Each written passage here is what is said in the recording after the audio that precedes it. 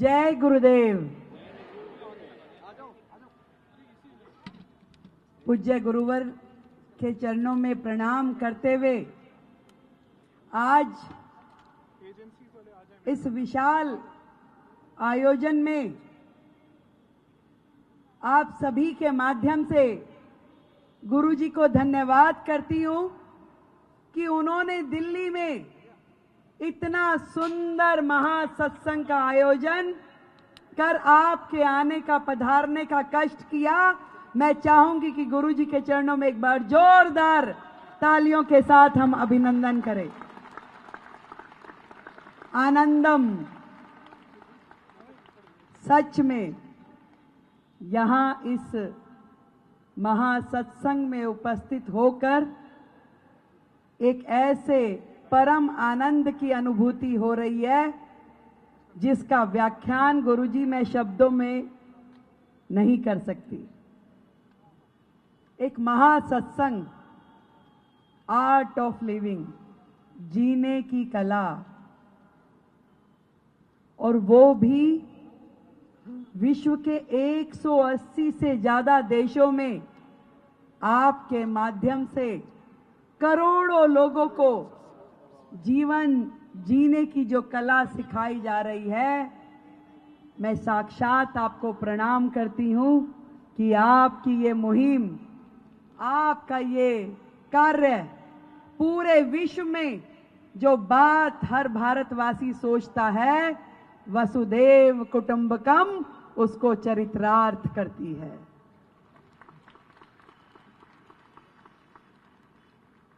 मुझे ध्यान है गुरुजी, जब आपके माध्यम से हजारों आर्ट ऑफ लिविंग के वॉलंटियर्स ने यमुना घाट पे सफाई का कार्यक्रम लिया, जिसमें हजारों ट्रक कूड़ा निकाला गया, वो आपकी मुहिम इस दिल्ली में इस बार बदलाव की कारण बनी।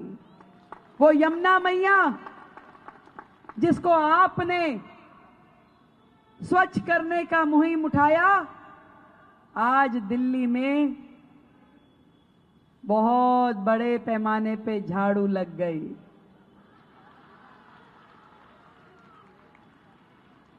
मैं तो कहती हूं जो यमुना मैया के पापी हैं, जिन्होंने मां को कष्ट दिया, उनको कभी सुकून मिल ही नहीं सकता था। पर आदरणीय नरेंद्र मोदी जी, देश के प्रधानमंत्री, जो उन्होंने विकसित दिल्ली का स्वप्न देखा है, उसको साकार करते हुए गुरुजी आज हम सब ने, मैं और मेरी पूरी सरकार ने, मेरे विधायक कैबिनेट आदरणीय विजेंद्र गुप्ता जी जो हमारे स्पीकर हैं, हमारे विधायक तिलक राम जी और हमारे सातों सांसद, जिसमें मेरी बहन कमलजीत जी स्वयं यहां उपस्थित है, हमने बीड़ा उठाया है कि ये यमुना माई को पूरा स्वच्छ करते हुए एक इतना सुंदर रिवर फ्रंट बनाएंगे कि एक महा आरती का आयोजन आपके माध्यम से वहां कराना है।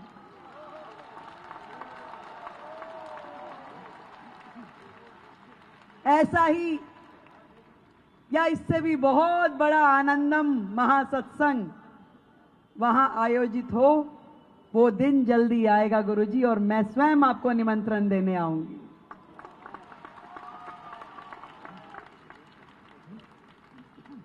मैं तो बहुत एक छोटी साधारण सी व्यक्ति हूं, साधारण से परिवार की बेटी हूं। मुझे नहीं मालूम कि ब्रह्मांड में ऐसा क्या घटना घटी या क्या सोचा ईश्वर ने कि मुझे दिल्ली, जो देश की राजधानी है, इसकी जिम्मेवारी दी गई। पर शायद यमुना मैया ने यह काम करवाने के लिए मुझे माध्यम बनाया हो। दिल्ली का विकास हो, नरेंद्र मोदी जी के नेतृत्व में शायद मुझ बेटी के हाथ से ये काम हो। कई बार कहते हैं ना, किसी काम के लिए हाथ लगवाते हैं कि भी इनका हाथ लगवा लो, तो शायद वो सौभाग्यशाली व्यक्ति मैं हूं कि जिसके माध्यम से दिल्ली का एक नए अध्याय का शुभारंभ हो। गुरुजी, मैं बहुत सौभाग्यशाली हूं कि आपके चरण यहां पड़े और मुझे आशीर्वाद लेने का मौका मिला। अभी मैं नई मुख्यमंत्री बनी हूं, केवल 10 दिन हुए हैं, और ऐसे में आप स्वयं यहां पधारे और मुझे आशीर्वाद मिला। देखो, ये मैं माला भी नहीं निकाल रही हूं, इसकी सुगंध मेरे मस्तिष्क में एक ऐसी पॉजिटिव एनर्जी दे रही है जिससे मेरी ऊर्जा बढ़ रही है। मुझे ऐसा लग रहा है, अभी तक कोई मुझसे पूछ रहा था कि भाई रेखा जी मुख्यमंत्री बन के कैसा लग रहा है, तो मैं कह रही थी डर लग रहा है। इतनी सारे काम, इतनी सारी आशाएं, इतनी सारी अपेक्षाएं जो दिल्ली की हमसे है वो पूरी करनी है, तो मन में थोड़ी सी घबराहट हो रही।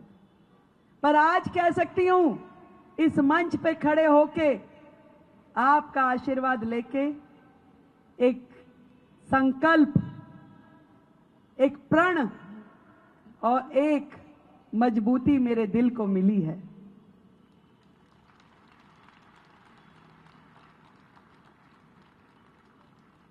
मैंने अपने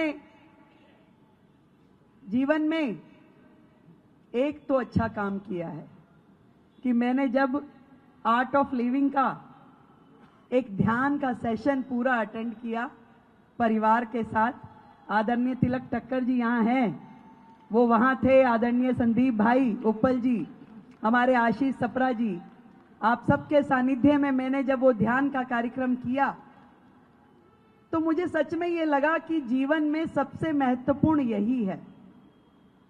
और मेरा तो ये विश्वास है कि यदि सामाजिक जीवन जीना है तो आर्ट ऑफ लिविंग से जुड़े रहना बहुत जरूरी है। आज 140 करोड़ का ये देश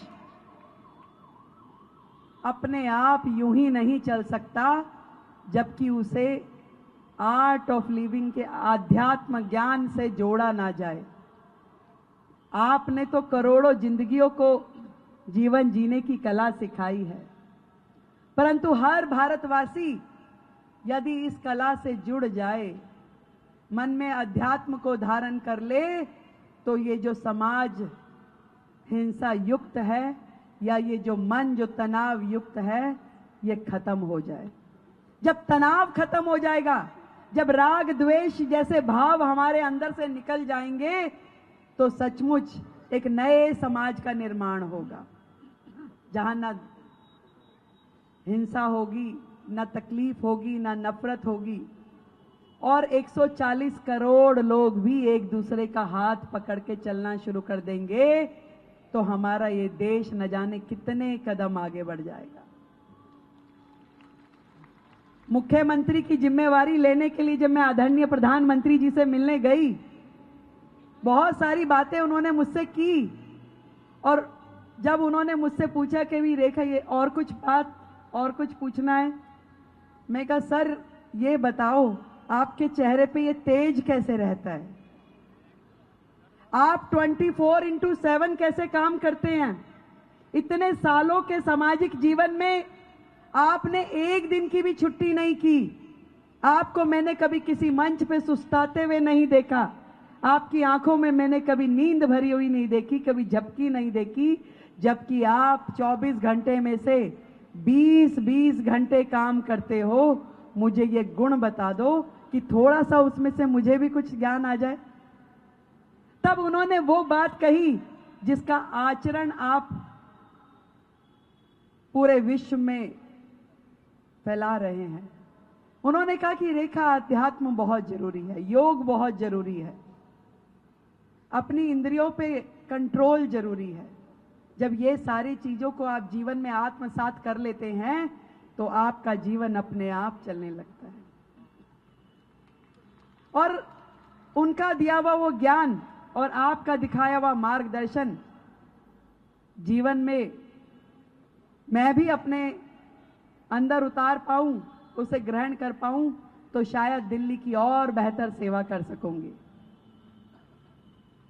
आज इस महासत्संग में उपस्थित होकर मैंने सभी भक्तों के चेहरों पे जो भाव देखा, गुरुजी आप तो आगे आगे चल रहे थे, मैं आपके पीछे पीछे चलते हुए सभी भक्तों के चेहरों पे भाव देख रही थी। किसी के चेहरे पे इतनी सुंदर मुस्कुराहट थी, किसी की आंखों में आंसू थे, किसी की आंखें कुछ बोल रही थी। इतना स्नेह, इतना प्रेम आपसे सब लोग करते हैं क्योंकि आप इनके जीवन की धुरी हो। इनके जीवन को आपने उस मार्ग पे दिया जिसमें आज वो सुख से जी पा रहे हैं।